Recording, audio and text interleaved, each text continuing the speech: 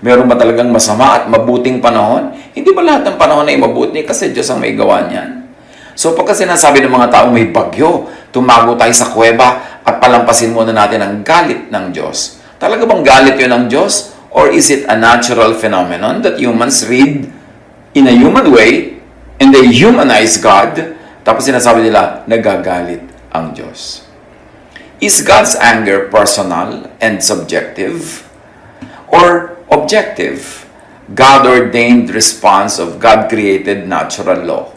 In other words, halimbawa, nagdumi ka ng ilog, nalaso ng ilog, namatay ang mga isda, nawala ang mga halaman, naging mabaho, sinasabi mo ba, ay nagalit ang Diyos, nilaso niya ang dagat, ang ilog, ang tubig? O yung sinasabi nating nagalit ang Diyos ay nagalit ang nature, or yung God-ordained natural law was broken, and of course, it will have a natural, automatic effect. Magkakaroon ng tunay na bunga, cause and effect, na binabasa lang natin, binabasa ng mga relihiyoso as nagalit ang Diyos. Does God need to respond personally, subjectively to every occurrence in creation? Halimbawa, ayan, nagsisigarilyo ka kasi, nagalit sa'yo ang Diyos, binigyan ka ng cancer sa baga. Ganun ba talaga yung Diyos? Ay, nagagalit ako sa'yo, bibigyan kita ng cancer. Yung, halimbawa, napuyat ka, naglalakad ka sa hagdan, nahulog ka, sasabihin ng mga tao, ayan, hindi ka kasi natutulog, nagalit sa'yo ang Diyos, inihulog ka. Ganun ba yung galit ng Diyos? O may natural law? Umandar ang natural law. Natural law ay bigay ng Diyos, gawa ng Diyos. So, indirectly, parang Diyos ang nagalit. Pero kailangan mo talagang mag-decide ng Diyos every moment na magagalit ako, paparusahan kita, bibigyan kita ng sakit, nagagalit ako, hindi kita bibigyan ng asenso. Or, pag hindi mo sinunod ang natural law, ibig sabihin hindi mo sinusunod ang Diyos. At pagka ang naging bunga nun sa buhay mo, parang kaparusahan dahil sa ginawa mong pagpapabaya at hindi pagsunod sa natural law, yung ba talaga ay personal na galit ng Diyos o automatic natural law at work? Genesis 2:2, by the seventh day, God had finished the work He had been doing. So on the seventh day, He rested from all His work. So anong ibig sabihin nun? Nung matapos ang Diyos gumawa daw ng 6 days, and of course, pinag-uusapan pa kung literal ba yan o metaphorical, but anyway, hindi yan ang topic natin ngayon. Basta natapos nang gumawa ang Diyos, di tapos na siya. Alam nga namang every moment na dinumihan mo ang ilog, ay gagawa uli ang Diyos, lalasunin niya dahil nagagalit siya sa atin. Alam nga namang every moment na kinalbo mo ang gubat, gagawa ang Diyos ng baha para bahain dahil nagalit siya. O sa ginawa niya sa buong creation, nando na lahat, nakatakda, nakalaan, embedded, ang natural law na whatever cause will have an effect. Hindi na kailangan personal na mag-intervene ng Diyos, natural na yon, automatic na aandar na yon, hindi na kailangan maging personal. Kasi pagka ginagawa natin personal, para namang ang lupit-lupit ng Diyos, ang unreasonable ng Diyos na, ayan, nagalit ang Diyos, binigyan ka ng sakit, ayan, nagalit ang Diyos, nawala ka ng trabaho, pabaya ka ng babaya sa trabaho, you break natural law, meron na yung natural consequences. God does not have to make a personal decision in your case. Aanihin mo ang iyong itinanim. Hindi na Diyos ang magpapasya kung anong aanihin mo. Ikaw ang magpapasya noon kung ano ang iyong itinanim. Pero kuminsan, siyempre, meron tinatawag na time and chance, or luck, or swerte, or malas. Pero konti lang yon. Mas madalas, yung natural law ang umaandar. Na pag nagtanim ka, aani ka. Before institutionalized and formalized religion, before religious law, there was natural law. What do we mean? Una naman, ang tao, konti lang. Wala pang relihiyon. Wala pang mga organized religions. Wala pang mga doktrina. Wala pang mga regulasyon. Pero may natural law na. Ang gravity nun talagang pagka yung pumapatak ang ulan mula sa taas patungo sa baba, wala ka namang nakitang ulan na pumatak pataas. Kasi may law of gravity. Merong talbog, pero babalik din uli pababa. Kasi merong mga natural laws. Laws of physics at work. So, bago nagkaroon ng religious law, meron mo ng natural law. Ibig sabihin, superior ang natural law to religious law. May mga religious laws na superior if aligned with and in agreement with natural law. Pero pagka may religious law na kakontra ng natural law, asahan mo na ang mananaig ay yung natural law. Kasi ang religious law, marami dyan, invento lang ng tao.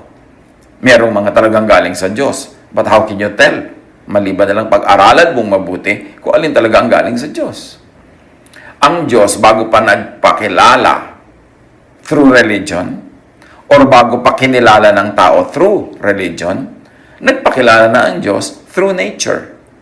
Romans 1:19-20. They know everything that can be known about God because God has shown it all to them. God's eternal power and character cannot be seen.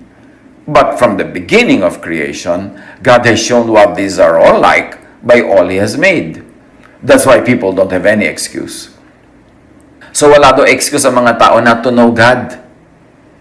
Kasi sa simula pa lang, sa halaman, sa tubig, sa puno, sa hangin, sa apoy, sa lahat ng nagaganap sa kalikasan, nagpakilala na ang Diyos. Gusto mong makilala ang Diyos? Kilalanin mong kalikasan. Gusto mong igalang ang Diyos? Igalang mo ang kalikasan. Gusto mong suwayin ang Diyos? Suwayin mo ang natural law. May consequence, magdurusa ka. Hindi kailangang personally magalit sa iyo ang Diyos para ka magdusa kasi embedded in natural law ang cause and effect. So, superior ang pagsunod sa natural law kaysa sa religious law lamang. Religious law, mostly made and invented by people, which came much later, much later, does not and cannot supersede natural law. Kailan lang na-develop ang religion? Very recently. Pero kailan nagsimulang may tao? Takal na. Bago nagkaroon ng doktrina, bago nagkaroon ng mga statements of faith, bago nagkaroon ng hierarchy ang mga religious leaders, bago nagkaroon ng mga distinctives, nando na ang natural law. Nasabi ng Romans, yun ang mabisang pagpapakilala ng Diyos sa tao. Walang sala, walang pagkakamali, laging consistent, kahit ano pang yung religion, iisa pa rin ang laws of nature. Matthew 15:7-9. Ito ang sinasabi ni Jesus tungkol sa mga religious leaders. Ang dami-dami nilang turong laws. You hypocrites, Isaiah was right when he prophesied about you. These people honor me with their lips, but their hearts are far from me. They worship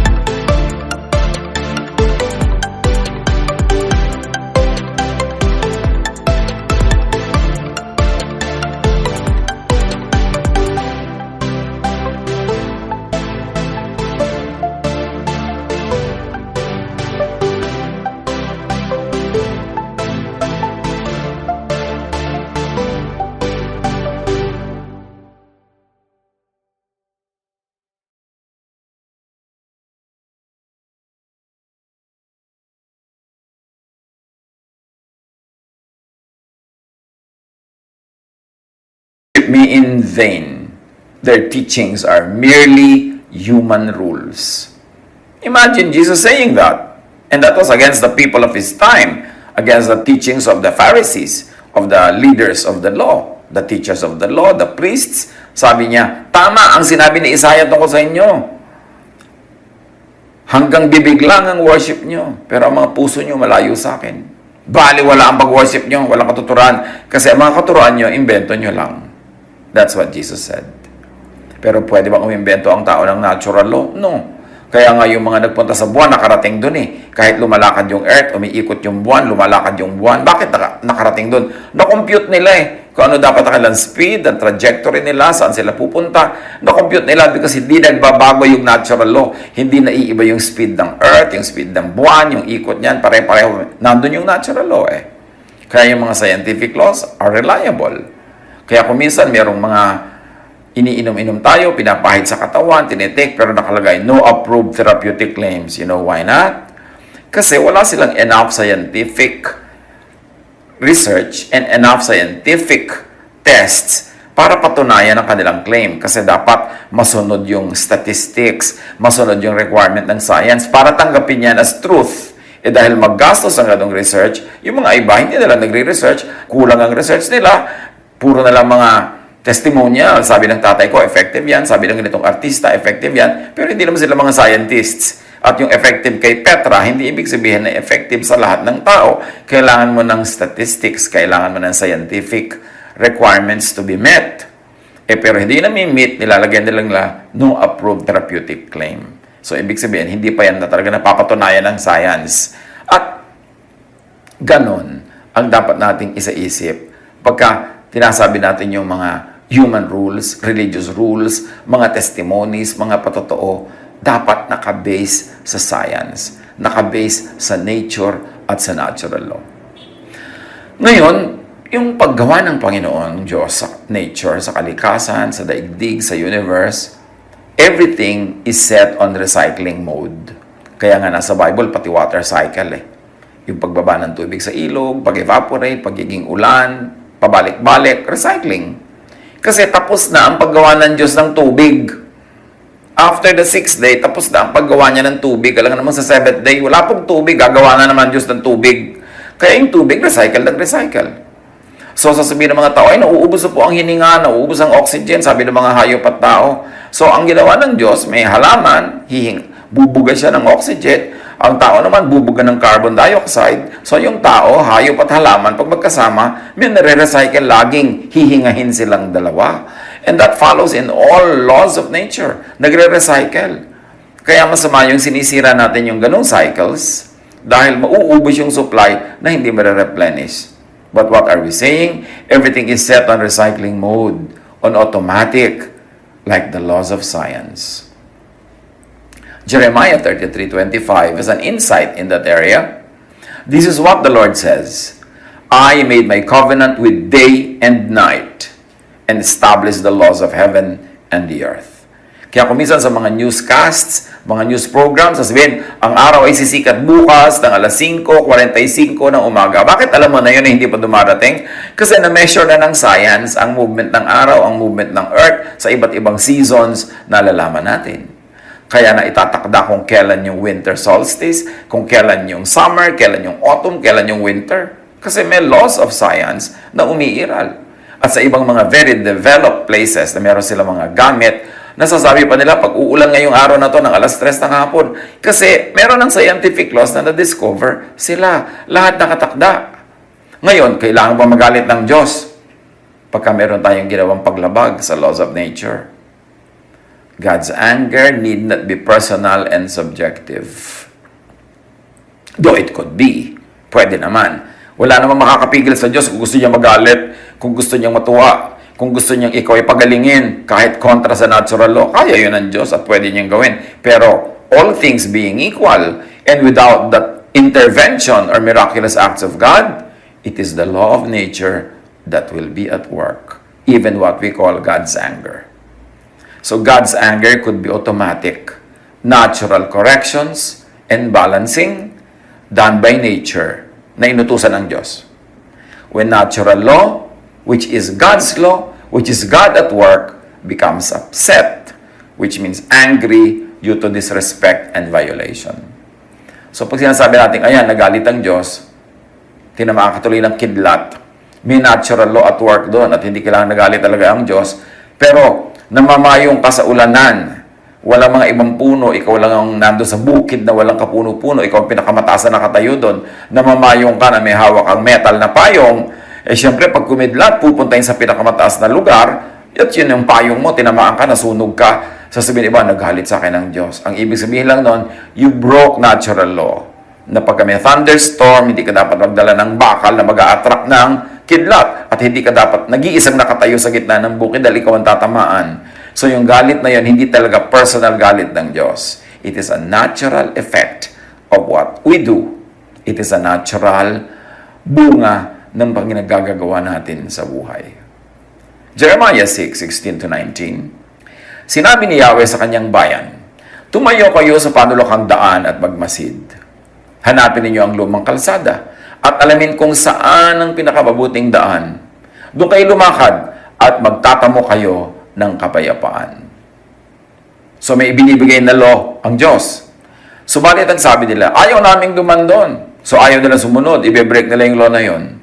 Kaya't si Yahweh ay humirang ng mga bantay upang marinig ng Israel ang tunog ng kanilang trompeta. Ngunit sabi nila, hindi namin yun pakikinggan. So ayaw na talagang sumunod sa utos. Kaya't sinabi ni Yahweh, makinig kayo mga bansa upang malaman ninyo ang mangyayari sa sarili kong bayan. Makinig ang buong sanlibutan. At ang mga taong ito'y mapapahamak bilang parusa at iyon ang nararapat sa kanila sapagkat hindi nila sinunod ang aking mga utos at itinakwil ang aking katuruan. In other words, in this particular example, it seems that the anger of God is personal and subjective. Pero pagka ito in-apply natin yung natural law, pwede mong makita na hindi kailangan maging laging subjective and personal. Pag hindi mo sinunod ang natural law, mayroong natural consequences. Only read in a poetic way, in a metaphorical way, as God's anger. So read this literally, but also read it metaphorically. Such correction, such balancing, often interpreted as punishment and discipline from God, come in the form of calamities, famines, plagues, loss, defeat, sickness, even death, at iba pa. So yung mga yan dumarating. Halimbawa, ang daming mga tao sa isang lugar. Tapos nagkakaroon ng sakit dahil sa kulang sa hygiene, kulang sa nutrition, kulang sa ventilation. Natural magkakasakit ng mga tao. Tapos sasabihin mo, nagalit ang Diyos, binigyan tayo ng sakit. Pero yung galit na yun is because nature and natural law was violated, it will have consequences. It doesn't have to be a personal anger from God. Yung kahit kayo mga Kristiyano, mga misyonero, bigla kayong nasa isang hotel na walang fire escape, tapos ang dami-dami yung nakatira sa hotel na yon, tapos lumang-luma na pala yung mga wiring noon, tapos nagsiklab, nasunog ang lahat. Sasabihin nyo, nagalit sa atin ng Diyos. No, ang natural law was obeyed. Meron nag-ignite, may carpet, may kortina, nagkaroon ng fire, may available oxygen for the fire to progress, tapos walang mga fire escape, hindi makalabas yung mga tao. Hindi Diyos ang nagalit nun. Hindi sila pinarusahan ng Diyos. Natural law was violated. Natural law will take its course.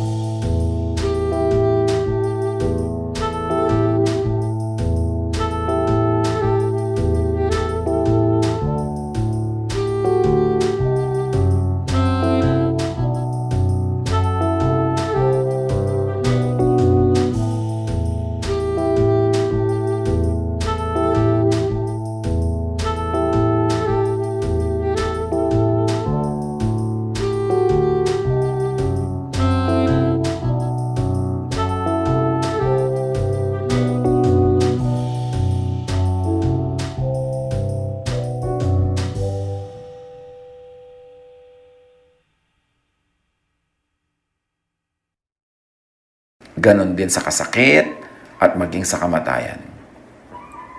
Numbers 11:31-34. Si Yahweh ay nagpadala ng hanging may tangay na laksalaksang pugo mula sa kabila ng dagat. Ang mga ito'y nagliliparan sa paligid ng kampo. 1 metro lang ang taas ng kanilang lipad mula sa lupa at ang lawak ay 1 araw na lakarin sa kabi-kabilang kampo. Lumabas ng kampo ang mga Israelita at nang huli ng pugo hanggang kinabukasan.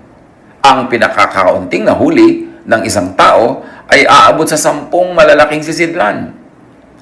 Ang mga ito'y ibinilad nila sa paligid ng kampo.